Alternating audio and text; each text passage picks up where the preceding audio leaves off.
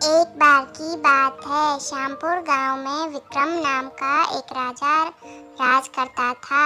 उसके गांव में कालू नाम का एक चोर भी रहता था। वह अक्सर गांव में आते जाते लोगों का सामान चुरा लेता और जब पकड़ा जाता तो वह राजा को अपनी चिकनी चुपड़ी बातों में बहला लेता। राजा दयालु था।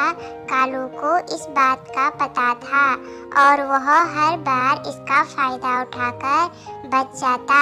राजा अब कालू की इन हरकतों से परेशान हो गया था। उसने उसे सबक सिखाने का फैसला किया।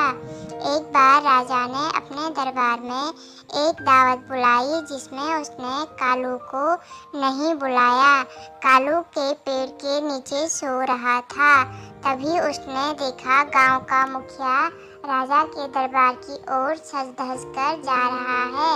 उसने मुखिया से पूछा, आप इतना सज धज कर कहाँ जा रहे हो?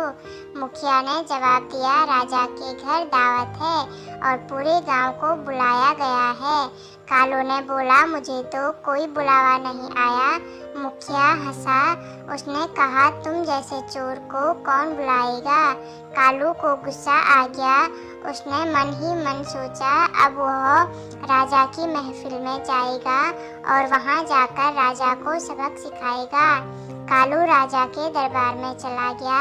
राजा विक्रम ने कालू को देखा और मन ही मन सोचा, आज इसे सबक सिखाया जाए।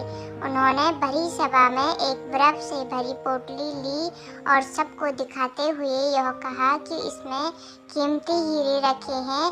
कालू की नज़र उसे पोटली पर पड़ी। उसने उसे चुराने की योजना बनाई। जैसे ही कालू ने उस पोटली को चुराकर अपनी जेब में डाला, राजा को पता चल गया। उसने सबको बाहर धूप में खड़ा कर दिया। तेज गर्मी होने के कारण बर्फ पिघल गई और कालू की चोरी पकड़ी गई। अब राजा ने कालू को आजीवन कारावास की सजा सुना दी। इस कहानी से हमें यह सीख मिलती है कि अति लोभी की हमेशा बुरी दशा होती है। लालच बुरी बला है।